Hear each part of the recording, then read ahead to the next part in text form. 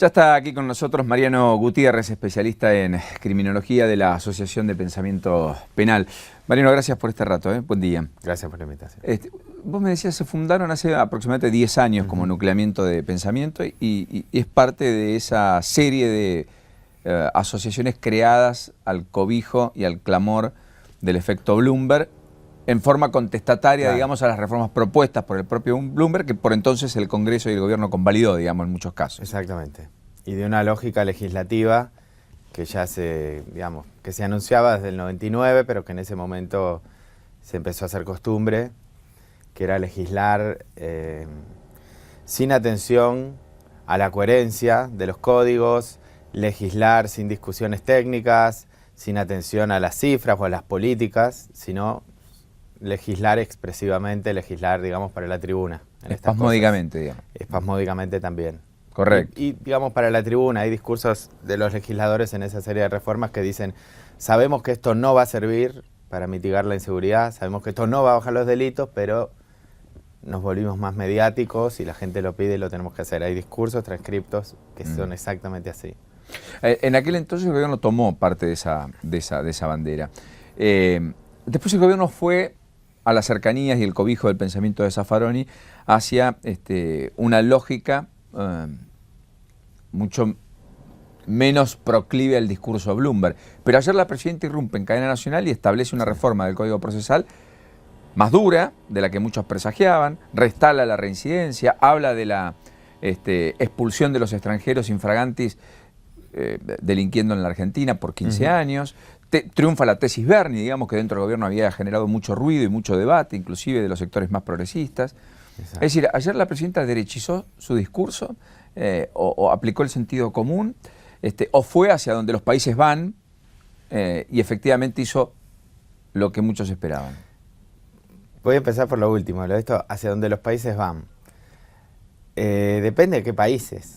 Y depende qué modelo de país querramos tener. La presidenta dijo, salvo Uruguay, todo el resto tiene el sistema, que Uruguay va a tener... Por el sistema acusatorio estamos hablando. No, lo del sistema acusatorio es una demanda de larga data, y originalmente una demanda garantista de comienzos de los años 80. Recién, digamos, desde el cambio de siglo, los discursos, no te diría más represivos, pero más técnicos, de buena gestión, de la cuestión criminal, toman la misma bandera de los formatos acusatorios de los procesos penales, pero originalmente es una bandera garantista el código acusatorio. El tema es cómo se ejecuta, tus políticas respecto de quiénes van a ser los jueces que interpreten ese código.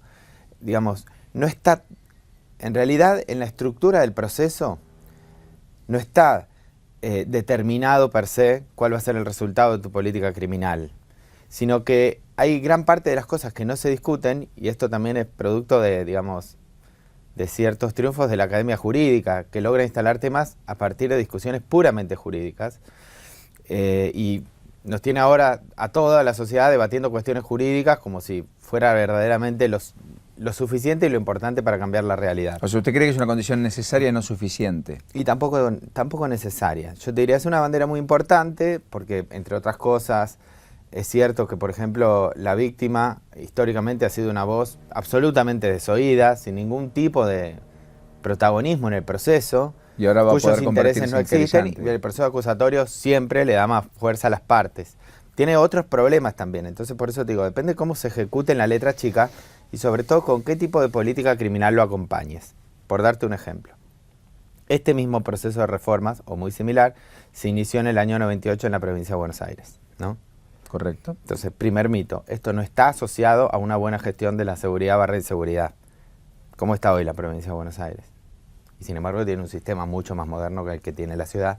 Este sistema del que estamos hablando, que es el sistema federal, interviene en aproximadamente un 15% de la población encarcelada total del país.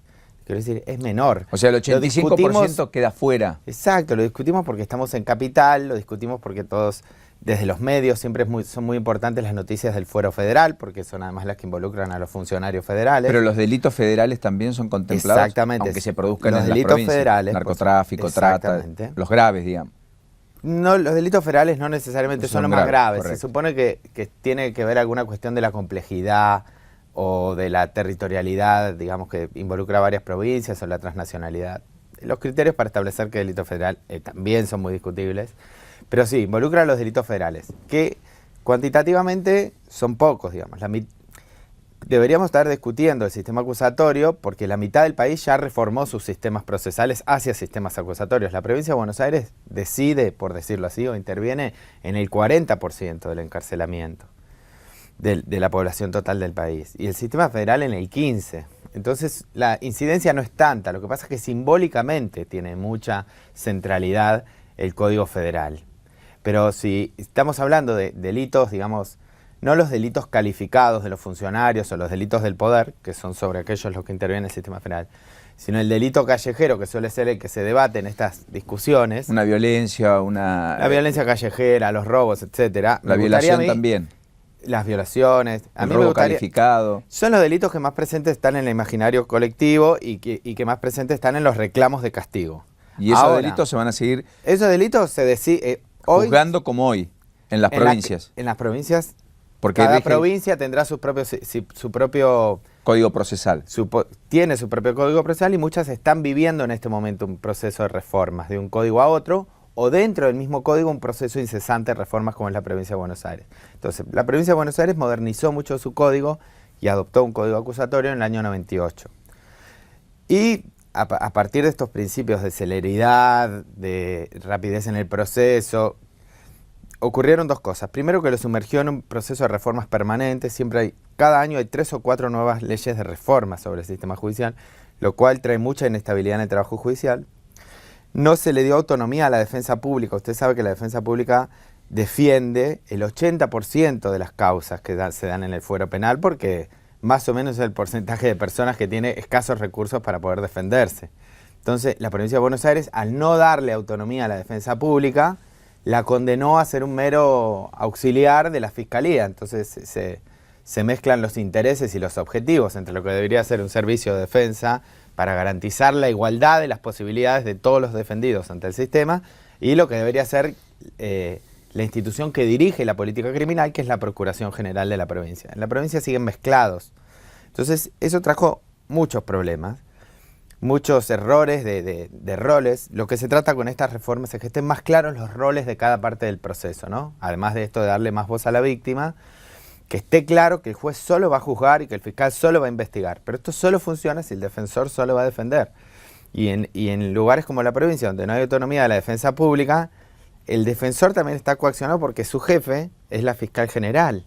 O sea que baja las líneas de persecución penal y tiene que atender o desatender, en este caso, problemas propios de la defensa pública. En esta reforma no se modifica, va a terminar siendo igual. Lo que tenemos de ventaja hoy en el sistema federal y nacional, es decir, la mayoría de los delitos ordinarios dentro de la capital federal, la mayoría, porque también hay otro sistema que es el de la capital federal. La cosa se pone cada vez más complicada. Lo que tenemos de bueno es que sí, la defensa pública es autónoma. Entonces, acá tal vez un código acusatorio funcione mejor según los preceptos de lo que debería ser un código acusatorio. Lo que te quería decir es que esto, por más que el código sea más eficiente o más rápido o dé más voz a las víctimas, no significa que pueda modificar en nada la cuestión actual de la seguridad / inseguridad, ni la cantidad de delitos, ni nada de eso. La intervención del sistema penal sobre los delitos es siempre después de que se cometieron y sobre una muy mínima porción de los delitos. Aunque decuplicáramos el sistema penal, no llegaríamos a captar ni la mitad de los delitos que se producen. Porque hoy solo el 2% de los delitos son juzgados aproximadamente. No, condenados. Solo el 2% de los delitos que se conocen son condenados. De ahí tendrías que resultar, del 100% tenés que restar las denuncias falsas, que las hay, o los errores, digamos, que bueno, persiguen a alguien y finalmente no era esa persona, o sea, los casos de inocencia. Después tenés que restar otras formas de resolución del proceso. Mediación de por medio, por mediación ejemplo. O formas informales. Al juez o al fiscal le parece que la cosa no es tan grave, que si sigue el proceso esto va a ser cada vez peor, y decide no acusar. O le parece que el caso es menor, entonces decide no llevarlo a cabo. O otras formas alternativas como la probation, la suspensión de juicio a prueba. El sistema penal cumple funciones complejas, es mentira que solo persiga delitos. O sea, muchas veces hay conflictos entre civiles que los termina decidiendo el sistema penal, por ejemplo. Sí, de vecinos. O de una pareja que se separa. Las parejas terminan haciéndose denuncias penales porque es la forma más fácil de forzar al otro a que llegue a un acuerdo por el régimen de visitas o por alimentos, que si fueran la justicia civil, que es tan lenta y tan complicada, que tiene esas miedo causas han crecido mucho además, ¿no? Claro, hay una digamos, transferencia de funciones, por decirlo así, de funciones civiles hacia el sistema penal, que puede tener que ver con la crisis del sistema civil y no tanto con la crisis del sistema penal. O sea, se acude al sistema penal porque los sistemas civiles empiezan a entrar en crisis. Digo, el sistema es complejo, pero lo que no va a ocurrir en ningún caso es que vos por aumentar la celeridad de los procesos o por aumentar, incluso duplicar la cantidad de condenas posibles, llegues a incidir sobre la problemática real de los delitos. Digamos, una cosa es la política del castigo. ¿Quién se merece ser castigado? Otra cosa es la de la seguridad, los delitos en la calle. Eso tiene que siempre encararse desde las políticas de la prevención, no desde las políticas de la represión penal, que además tienen muchas limitaciones en cuanto a la responsabilidad que se le puede exigir a cada uno, los límites de la condena. No son políticas verdaderas de prevención del delito. Ahora, usted va a coincidir conmigo, Mariano, que yo entiendo perfectamente el sentido de lo que dice, pero si no existiese ejemplaridad, digamos, ni premios y castigos, también hay un caldo de cultivo para fomentar la inseguridad y sabiendo que total no pasa nada, más o menos podrían... O sea, sí, pero el fenómeno también es más complejo, porque en realidad no importaría si alguien tanto, hace algo que está penado y termina cumpliendo una pena, el otro lo piensa 2 veces, digamos. No están así por varias razones. O sea, sí están así, por ejemplo, en instituciones cerradas, donde se comunica fácilmente qué es lo que ocurrió con el hecho. Ponele, qué sé yo, si somos la policía y se castiga al policía corrupto, todo el cuerpo policial sabe que se castiga al policía corrupto. Si no se castiga al policía corrupto, no porque me la quiera agarrar con la policía. Quiero decir que es una institución donde hay mucha comunicación interna, el efecto llega directamente. Si Asuntos Internos funciona bien, esa policía debería estar depurada, digamos. Debería estar por lo menos controlada. Ahora, si vos ya metés cuestiones culturales, cuestiones que hacen a la exclusión material, historias de vida, otros fenómenos que hacen más a lo estrictamente cultural, o a la desigualdad, o a las violencias estructurales, no es cierto que con la amenaza de pena necesariamente reduzcas la tendencia a las conductas violentas, por ejemplo. Incluso, muchas veces hay una criminología que en las últimas décadas se volvió muy importante, una corriente criminológica que se llama criminología cultural, que dice muchas veces, como el delito es vivido como un desafío, el hecho de que sea perseguido y castigado aumenta, digamos, ese atractivo que tiene como desafío.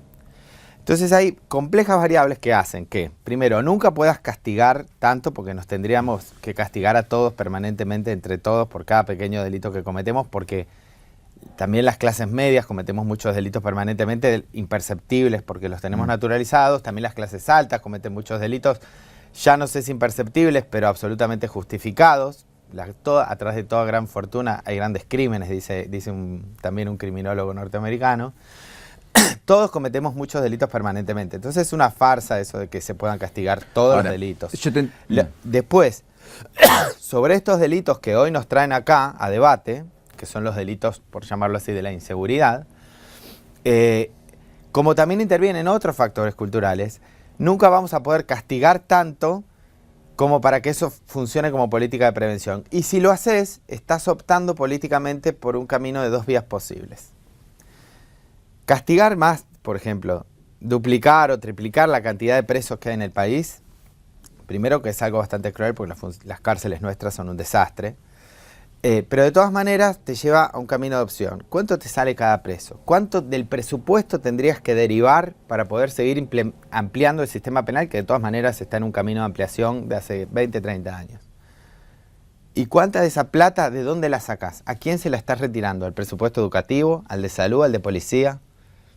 O sea, vos sos un Estado y tenés que administrar recursos limitados. O sea, cuanto más plata y atención le pongas a la política criminal, a la política de castigos, más le estás sacando a las políticas de salud, de policía, de prevención, o a las políticas sociales, o al, no sé, o tenés que no pagar la deuda externa. Ahora, o se mete con todos los problemas políticos generales. Es interesante lo que usted marca, Gutiérrez. Ahora, ciertamente, ¿usted está más en línea entonces con el anuncio de la presidenta? ¿O es un anuncio que parcialmente le convence, pero no es el mejor? No. Yo lo que te debería decir es que en general, digamos, muy poca gente del ambiente, sean por derecha, por izquierda, de centros, va a estar en contra de la idea de un código más moderno y más rápido y más oral que el que hay ahora. Ahora, hay ciertas claves de ese anuncio que, por lo menos en el ambiente, digamos, de los activistas de derechos humanos, resultaron muy preocupantes. Reproducir cierto imaginario de que los extranjeros son efectivamente un problema más grande para el delito común que los nacionales, cosa que es falsa en términos generales. La idea de que con este código podemos dar respuesta al reclamo por la inseguridad, cosa que tampoco es cierta en términos generales. Va a ser un mejor código porque tiene ventajas jurídicas por sobre el otro código, porque va a acelerar tiempos que a veces son tiempos muertos respecto a lo que hay, porque le va a dar más voz a las víctimas, pero no va a resolver problemas de inseguridad ni problemas ni ese clamor por castigo que hay en la sociedad. Digamos, hay ciertas claves de ese anuncio que no pueden ser justificadas, digamos, ni desde ningún discurso, ningún análisis técnico. Traigas acá un técnico de derecha, de izquierda, de centro, todos te van a decir lo mismo. En esta parte, digamos, esto se dice porque es lo que se espera que se diga, pero no es cierto que esto vaya a ocurrir así. Esto te lo puede decir cualquiera. Y respecto de lo del código en sí mismo, habrá que ver, una vez que se muestre cuál es el proyecto oficial, cuál es, digamos, la letra chica de los asuntos claves, cómo está regulada la prisión preventiva, cómo está regulado este tema de los plazos en los que tanto insistió la presidenta, ese tipo de cosas, digamos. El anuncio general no te dice nada hasta que vos no leas la letra chica de las leyes, porque en general el problema no está en el código, están 3 o 4 articulitos claves que vos sabés que en realidad son los que van a determinar la práctica judicial. ¿Viste? Correcto. Habrá que esperar entonces, Mariano. Habrá que esperar a ver el proyecto oficial para tener una crítica más puntual, digamos. Gracias por este ratito en la mañana. Hasta la próxima. Hasta luego. Mariano Gutiérrez, especialista en criminología de la Asociación de Pensamiento Penal, es quien ha conversado aquí con nosotros. Entérate antes. Baja la aplicación de Infobae.